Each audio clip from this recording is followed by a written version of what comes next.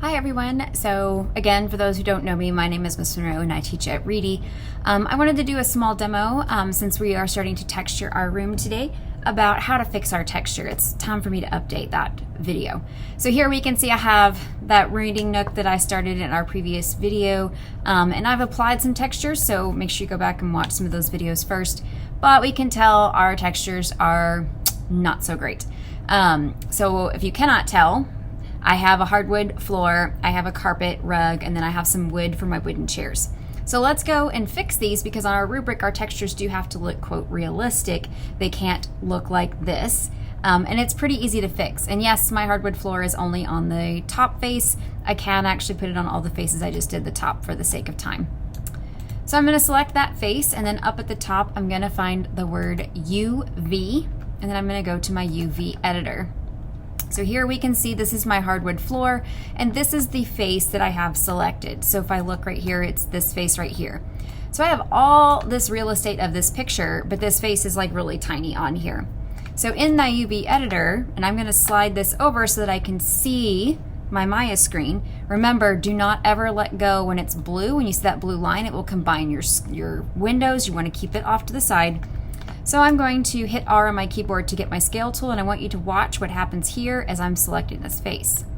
So we can see here as I resize the face, it's not changing my room, but it is changing how my texture appears on the floor. So like this floor looks pretty good, like I can make that work.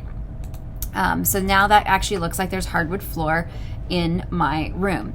So this rug I actually have on all faces. So really I don't care too much about the bottom because I don't see the bottom. Same thing with the sides. So I'm going to do the same thing. I'm just going to select that top face of that rug and do the exact same thing. Go to my UV editor, scale it so that I can go through and make that carpet look like carpet. You will notice with my picture here, this is a pretty easy photo. When I look online, I try to find and search for words, keywords that have like seamless. That way we cannot see the repeating pattern of it being shown many, many, many times. So if I was taking a picture of a carpet and there was like a lens flare, that lens flare would show over and over and over and over and over again. And so it actually would look really bad, and you could tell that that pattern was repeating. Because if we look, this pattern is repeating a lot because this is the size of my face. So it's being repeated like right here, it's starting over, right here, it's starting over. So we want to make sure that our pictures look pretty good.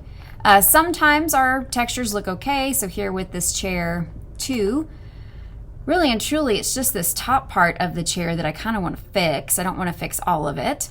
I can do something we call mapping. So let's just say you've got something very complex and you don't want to go face by face to fix it. I can do something called automatic mapping where it will go and map out my chair for me on how it thinks that this chair should look.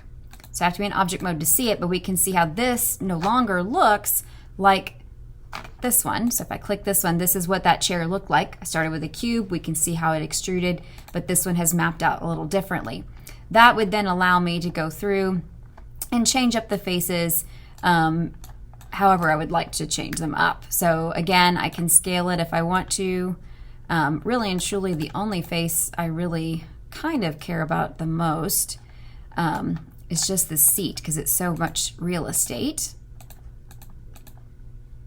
So here I've got those selected, so I could scale that down so that now my chair looks quite a lot better. Is there anything wrong with this one? Nope, it's actually mapped out pretty well. So sometimes your textures will map out just fine, and other times you'll have to do a small couple tricks to make it look like it really is a chair. To make it look like it is wood. So take your time to really look for those seamless textures because it'll pay off a lot in the end.